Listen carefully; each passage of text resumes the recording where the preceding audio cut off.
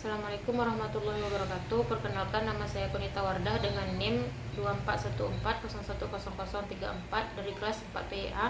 Di sini saya akan menjelaskan tentang tafsir Tarbawi Quran surat An-Naml ayat 17 sampai ayat 19. A'udzu billahi minasyaitonir rajim. Bismillahirrahmanirrahim.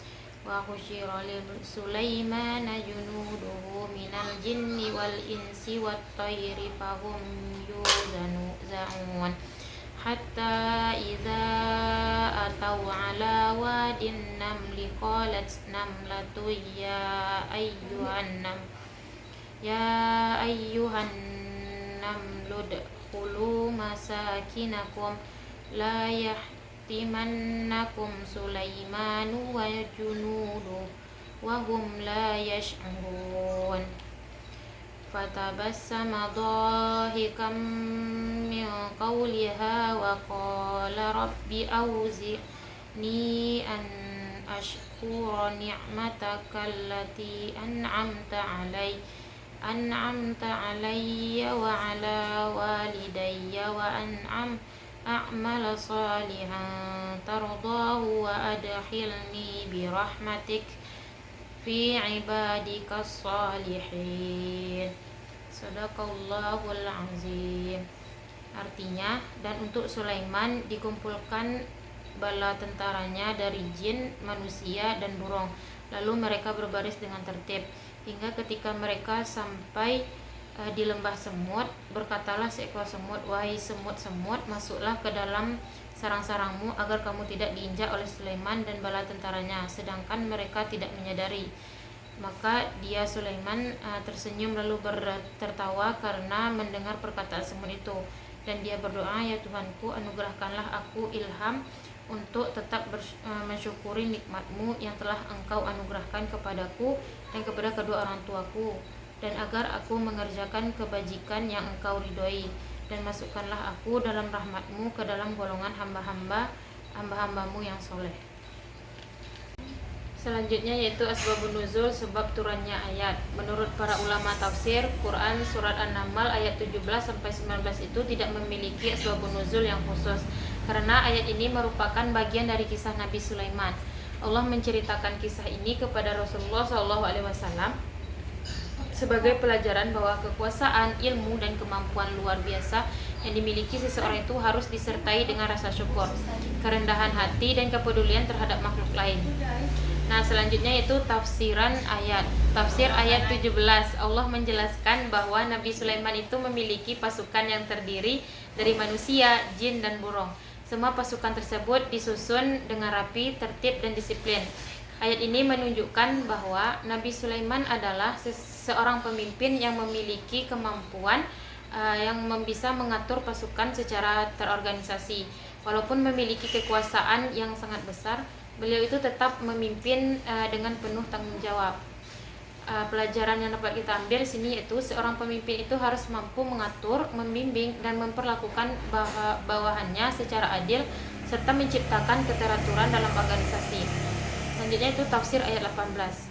Itu ketika rombongan Nabi Sulaiman melewati sebuah lembah yang dihuni semut, seekor semut berkata kepada kaumnya, wahai para semut, masuklah ke dalam sarang-sarangmu agar kamu tidak diinjak oleh Sulaiman dan bala tentaranya, sedangkan mereka itu tidak menyadarinya.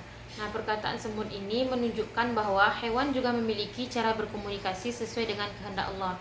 Semut tersebut menunjukkan kepedulian dan tanggung jawab sebagai pemimpin kelompoknya dengan segera memberi peringatan kepada anggota koloninya.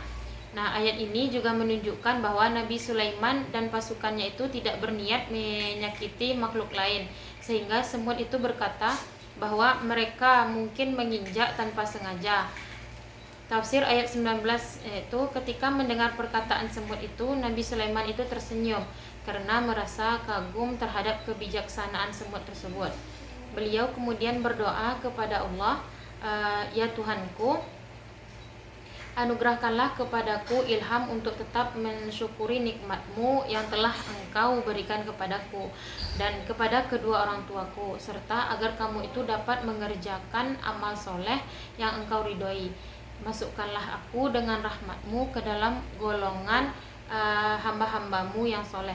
Nah, doa ini menunjukkan bahwa meskipun memiliki kerajaan yang besar, Nabi Sulaiman itu tetap rendah hati, selalu bersyukur dan memohon agar dapat menggunakan nikmat Allah untuk berbuat kebaikan.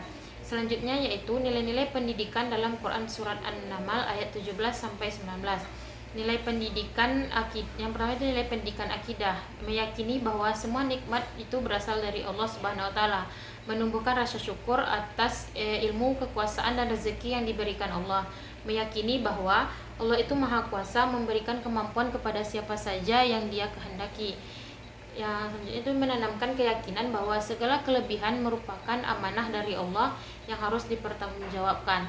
Selanjutnya itu nilai pendidikan akhlak. Yang pertama itu harus selalu bersikap rendah hati meskipun memiliki kelebihan. Yang kedua, harus menjadi pemimpin yang bertanggung jawab dan adil, peduli terhadap keselamatan makhluk lain, menghargai makhluk ciptaan Allah, baik manusia maupun hewan, dan tidak menyombongkan ilmu, jabatan, atau kekayaan. Itu membiasakan bersyukur dalam setiap keadaan.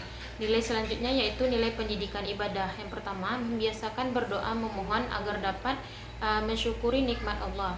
Yang kedua yaitu menjadikan rasa syukur itu sebagai bagian dari ibadah. Yang ketiga, menggunakan nikmat Allah untuk melakukan amal soleh. Yang keempat, memohon agar selalu termasuk ke dalam golongan orang-orang yang soleh.